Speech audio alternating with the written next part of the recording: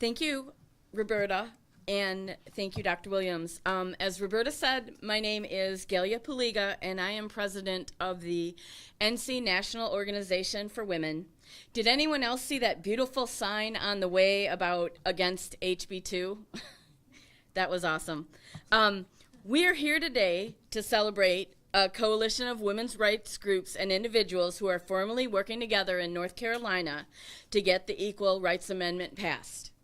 I am thrilled to see renewed interest in the passing of the ERA, both nationally and in North Carolina. There is no question that women need the ERA.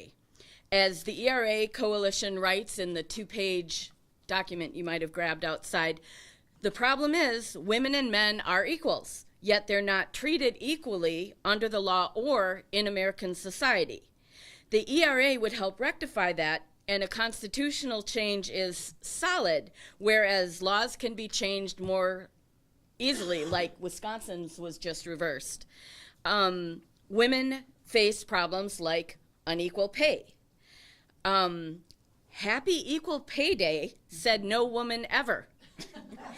I've seen this in a meme, and it's the title of an article in USA Today that's running today in recognition, not honor, of Equal Pay Day. And Roberta talked about what Equal Pay Day is about, but to reiterate, the date symbolizes how far into the next year, women must work to earn what men earned the previous year. And what I was reading said even Tuesday is important, that this is on a Tuesday is important to represent how far into the next work week women must work to earn what men earned the previous week. So there's another concept. And April 12th is the average of when women catch up, but the reality is that the wage gap is even greater for most women of color. And you can ask me later if you want to know the stats on that. But this is kind of new to me. Do you know that, like, for moms, Equal Pay Day is June 4th? There is absolutely a motherhood penalty when it comes to the pay gap. And Lisa Matz from National AAUW is the one who was quoted saying that. The war on women rages on in North Carolina and in the nation. Mostly everyone knows about the continued legislative attacks on Planned Parenthood, which is a major resource for poor, young, and minority women and girls. In 2015, they went crazy after those doctored videos last summer, and so they kept trying to take funding away, and in some cases took funding away from Planned Parenthood. But many fewer people realize about the escalating attacks that were done on women's clinics as a result of those videos. These were not covered in the standard media. And like the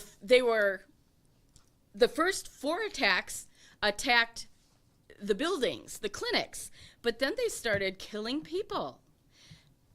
So, it's horrifying. But those were a result of those videos, and those videos weren't even true. The war on women rages on in North Carolina as well. Lots of bad laws and bad policies have been forced on North Carolina over the past few years, and most of these hurt women. Again, this is more on the war on women. In 2013, in North Carolina, they were cutting programs that benefit women, eliminating services like the Displaced Homemaker Program, which provided job counseling and placement and support services to homemakers who are displaced. Often, after being married for decades, they would get divorced and sort of be dumped off. And they were taking care of the family, not working, and so they may or may not have work skills, but they have big gaps because they may have been taking care of the home or the family. And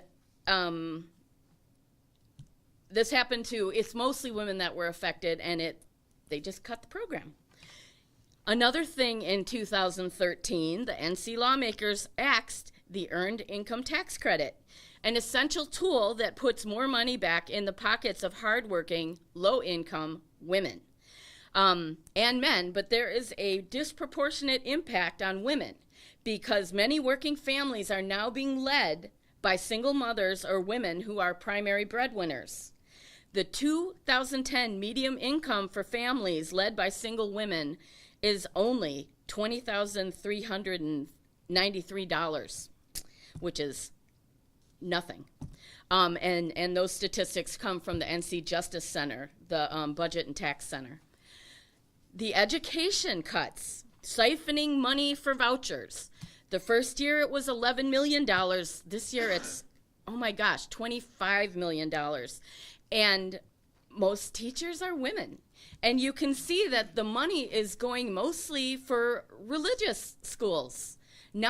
Clearly not public education, but more than that, it's religious schools.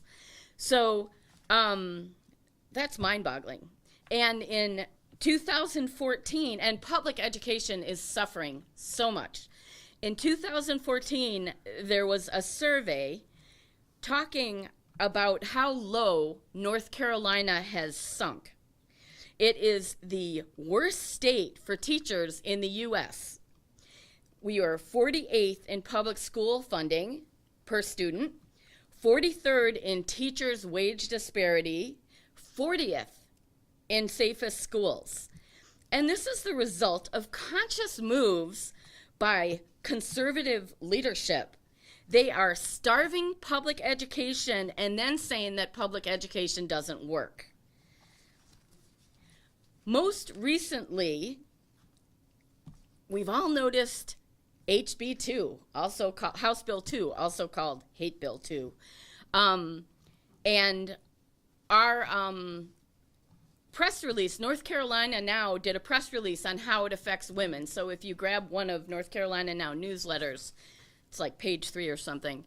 And it may not have been intentional, but HB 2 is disastrous for women. HB 2 eliminates all existing state remedies for women from being demoted, transferred, or terminated from their job because of their sex. And that's from Rick Glazier at the NC Justice Center, who just resigned last year, but is a 7-term legislator from Cumberland County and also a lawyer and also was a professor. He's amazing. HB 2 targets women with restrictions on minimum wage because 2/3 of minimum wage workers in North Carolina are women. Okay, so they might not have meant it to go after women, but it does. The new law prevents workplace discrimination claims for all North Carolina workers from North Carolina courts, forcing them into federal court. So federal courts are harder to navigate and also generally more expensive. So not only is it such a pain in the neck, but also there's that pesky wage gap, so women have less money to pursue it. On the other hand, this extended war on women, whether intentional war or not, has really brought about interest in the ERA. A new book came out in January 2015. It has been mentioned. Marina, can you hold it up? Equal Means Equal, Why the Time for an Equal Rights Amendment is Now, by Jessica Neuwirth. And we have signed ones here. We have that statement from Jessica Neuwirth that Roberta Madden read. In North Carolina in 2015, bills were filed in the House and the Senate for the North Carolina General Assembly that was mentioned to adopt ERA to amend the United States Constitution. And NC Now and AUW and other organizations were part of the team pushing for these bills, ratify ERA-NC and NC for ERA. And I wanted to also thank Senator Floyd McKissick and Representative Carla Cunningham for their going ahead with these and for writing them and sponsoring them and coming to our events continually and just being great support. And in our interesting American culture where entertainment is king or queen, very famous actresses, as mentioned, are making public statements about the need for ERA. Actresses like Patricia Arquette, who Dr. Williams knows, and Meryl Streep, and my personal favorite, Katniss, Jennifer Lawrence. So, from a Women's E-News quote, the Equal Rights Amendment has been hanging around since 1923 and, politically speaking, often gathering dust. But Hollywood stars are reaching for it now as a tool for their own discrimination battles and to join a broader sisterhood. And the beauty of this is the stars talking about this are really getting people's attention. They're really reaching people that aren't necessarily listening to the women's organizations. ERA could provide the possibility of recourse when women are clearly disadvantaged by unequal treatment without having to prove the intent to discriminate, as is now the case. So, thank you.